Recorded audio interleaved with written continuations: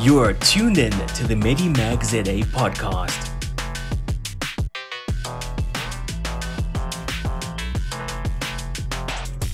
Good day, everyone. This is MEDIMAGZA's podcast. I am Mia, and I am your co-host together with Tyne. We are joined today by MEDIMAGZA's chief editor, Clive Maistry, and welcome to our first episode. We are just going to share something interesting that we read this week, each of us, and then we're going to tell you about HPV. Guys, just a disclaimer, this podcast is just for education. It's absolutely not for diagnostic purposes. If you have any questions or queries, please consult a clinician. So I understand one of the topics at the start, we've got something very interesting, and I've heard a lot about it, but I'm glad that you guys have touched on it. Women in clinical trials. What is that about? Well, it's really about how there's actually a lack of women in clinical trials. And really, up until recently, they and other racial minorities were just not included in clinical trials, which really just means that women don't get the same level of health care as men because they're more likely to experience adverse effects from medication, and they take so much longer to get accurately diagnosed when it comes to diseases and things. So I think it's amazing that we're talking about this, especially now with International Women's Day that was this weekend, the 8th. It's something we need to mention more, and we need to be mindful when we're including women and having women to represent studies and represent us in the medical field. But not even just women in the actual clinical trials being studied. There needs to be more women running these clinical trials so that they can actually see that they aren't being represented and that they need to fix that. No, exactly. What do you think some of the solutions could be to counteract this? How do you think women could break barriers when it comes to clinical trials?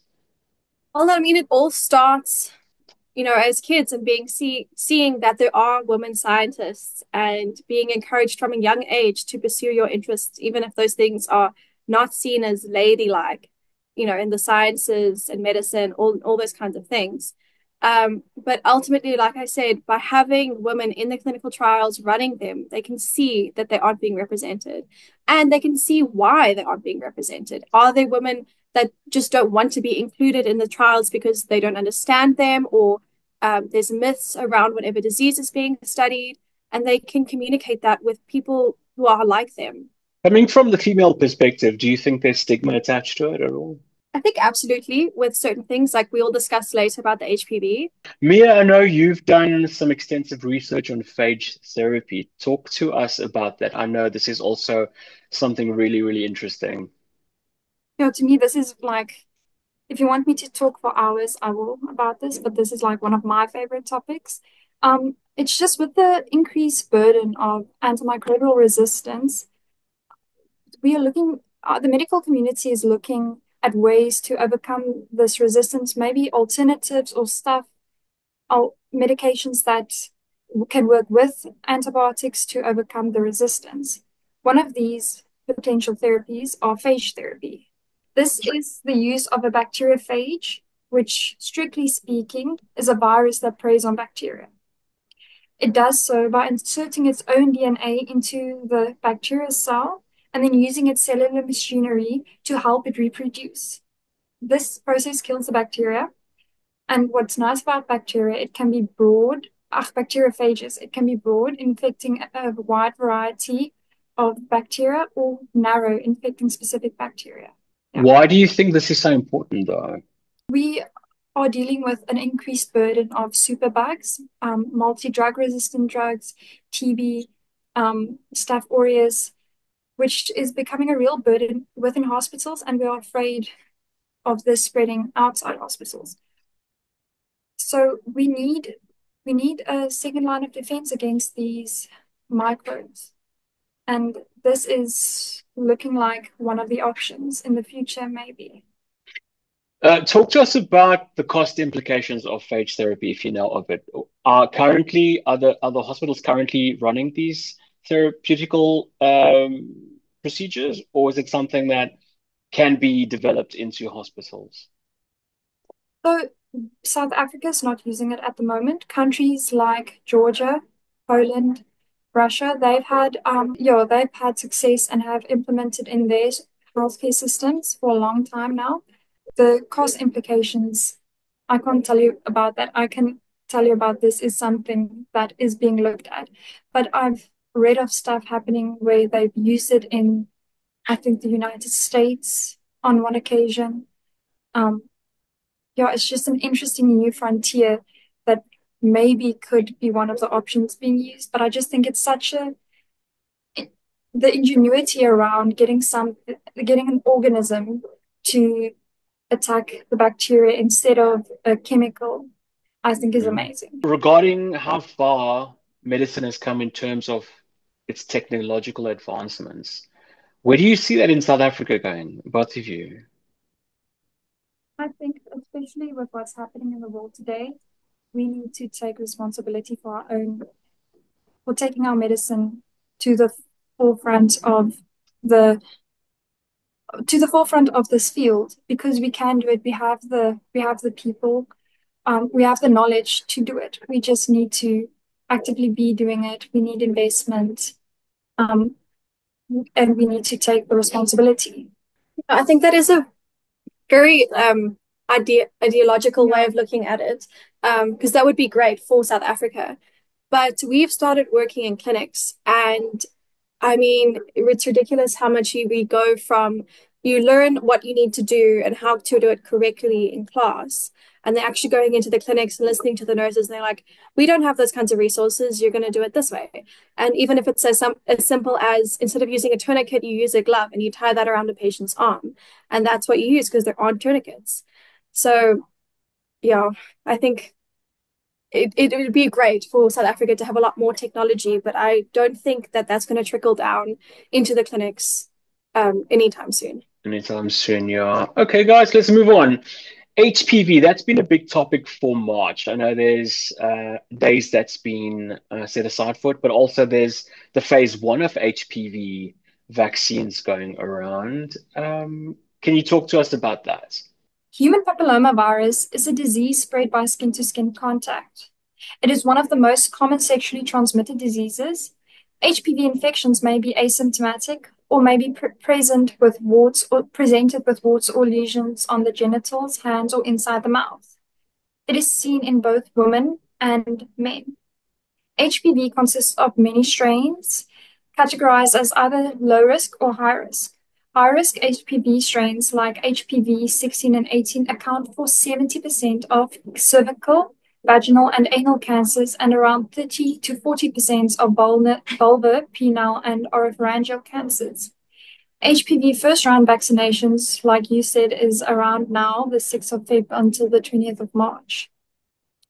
So this is where the South African government then provides free HPV vaccines, which would then be vaccines against the strains 16 and 18 to girls in grades 5 and 7. However, this program is currently unavailable to boys. Tyne, I mean, I think we touched on it earlier as well, the education of important dates like these and important vaccines. Talk to us about that. There's quite a bit of education when it comes to HPVs in women or females. And that's mainly because we can actually diagnose these cancers as coming from HPV because we have screening tests like the pap smears. This education then falls when we look at the male HPVs, males who have HPV, because it just isn't a standardized test to show that HPV is causing these cancers in the male population. Because I mean, it's not that we didn't know that HPV causes certain cancers in males, but the original idea was that if we vaccinated all the females, we would create this herd immunity as the virus would not be able to spread. But there's obviously a couple flaws to this, because not everyone gets the vaccine for whatever reason. The vaccine is not 100% guaranteed to work. And in the case of male and male relationship, this immunity is void. So we still need to improve education to include the fact that HPV can affect males and can cause cancer in them. Yeah, but, but Yeah, but do you believe there's enough advertising going around for the community at large to know that they need to get their HPV vaccines? Because personally, I've not seen many. Um, absolutely not. I really think this HPV has been feminized as being a disease of females. It's something that females should go into. Yes, it does affect females almost 100. A lot of cervical cancer is like caused exclusively by HPV. So that you have to have a strain of HPV to have cervical cancer. It doesn't necessarily cause it, but you need to have it there to have the cervical So yes, cancer. it's very important in the female population, but are we now missing this entire male population? are there vaccines for the male population though? Yes. It's the same But vaccine. yeah, so it's the same vaccine, but it's only available if you ask for it and in the private sector. So you have to pay for it to get it. Whereas with females, it's widely available. You can go to any clinic and get it.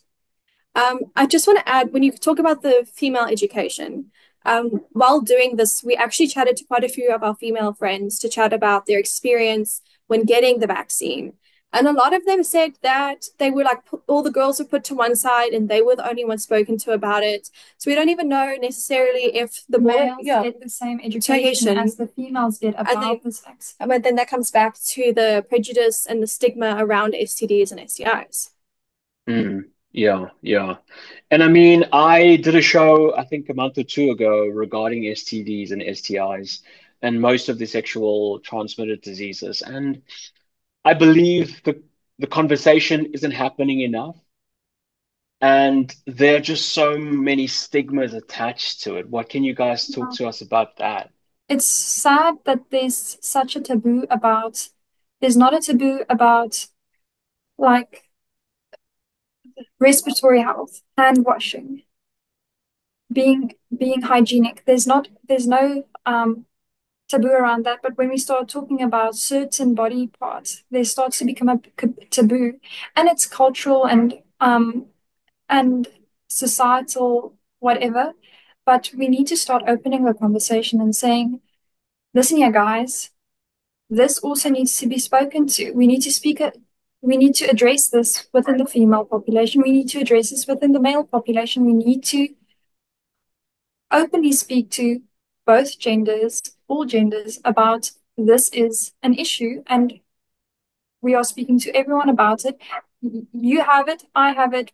We're all part of this. Yeah, no, absolutely. Talk to us about the HPV cancer screening methods now.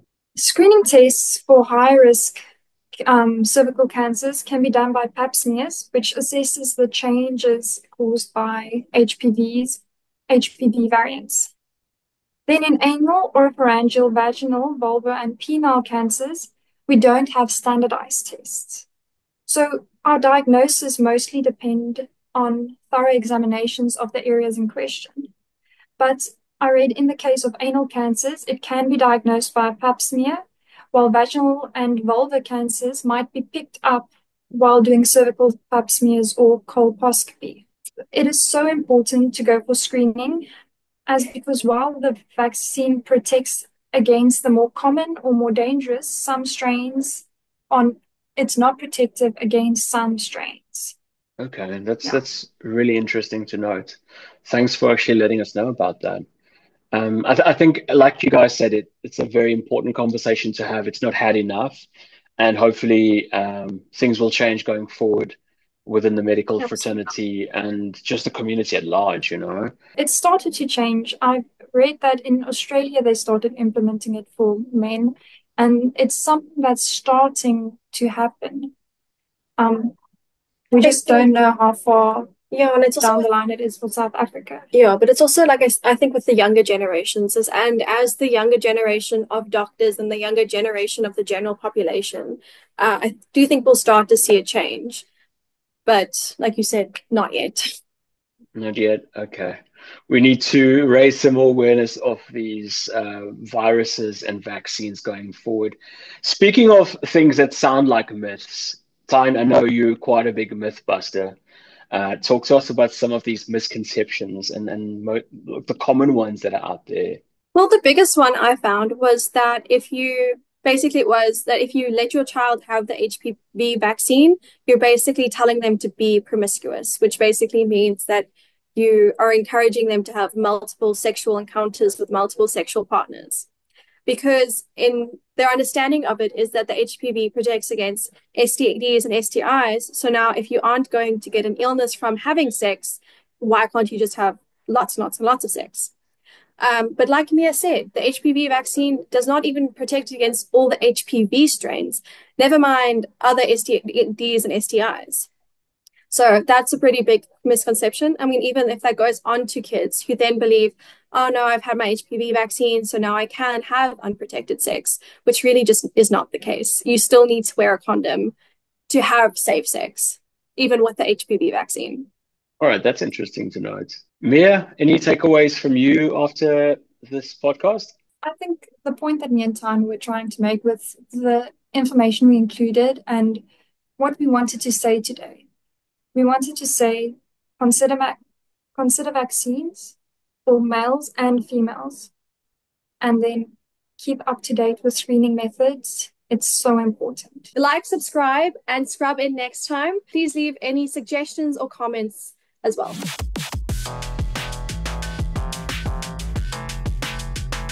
Thank you for listening to the MEDIMAGZA podcast.